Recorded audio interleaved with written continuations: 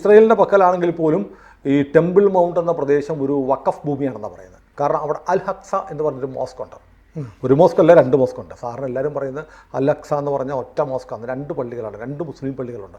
ഒന്ന് കറുത്ത ഡോമുള്ള പള്ളിയും ഒന്ന് സ്വർണ്ണ ഡോമുള്ള പള്ളിയും. ഈ സ്വർണ്ണ ഡോമുള്ള പള്ളിക്ക് ഗോൾഡൻ ഡോം എന്നാണ് പറയുന്നത്. പക്ഷേ അവിടെ ജൂതന്മാരുടെ വിശ്വാസപ്രകാരം അത് സോളമൻ്റെ കാലത്ത്, ഹെറോദോസിൻ്റെ കാലത്ത് നിർമ്മിക്കപ്പെട്ട ദിവ്യക്ഷേത്രങ്ങൾ ഉണ്ടായിരുന്ന സ്ഥലമാണ് ഈ ടെമ്പിൾ മൗണ്ട് എന്ന് പറയുന്ന സ്ഥലം. അതായത് ഇസ്ലാം ഉണ്ടാകുന്നതിന് മുമ്പ് അവിടെ സോളമൻ്റെ കാലം മുതൽ അവർ വിശുദ്ധ ഭൂമിയായി കണ്ട്, വിലാപത്തിൻ്റെ മതിലൊക്കെ അവിടെയാണ്. ആ മതിലിൽ തൊട്ടിട്ടാണ് ജൂതന്മാർ പ്രാർത്ഥിക്കുന്നത്. പണ്ടുണ്ടായിരുന്ന ക്ഷേത്രത്തിൻ്റെ അവശിഷ്ടമാണോ എന്നൊക്കെ പറയപ്പെടുന്നൊരു മതിലാണ്, അങ്ങനെയും വിശ്വസിക്കുന്നുണ്ട്.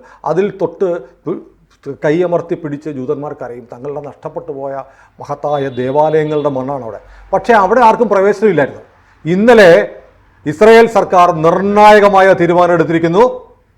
ടെമ്പിൾ മൗണ്ട് തുറന്നു കൊടുത്തു. കൂടുതൽ വാർത്തകളും വിശേഷങ്ങളും നിങ്ങളിലേക്ക് എത്താൻ ABC മലയാളം സബ്സ്ക്രൈബ് ചെയ്യുക, ബെൽ ബട്ടണും അമർത്തുക.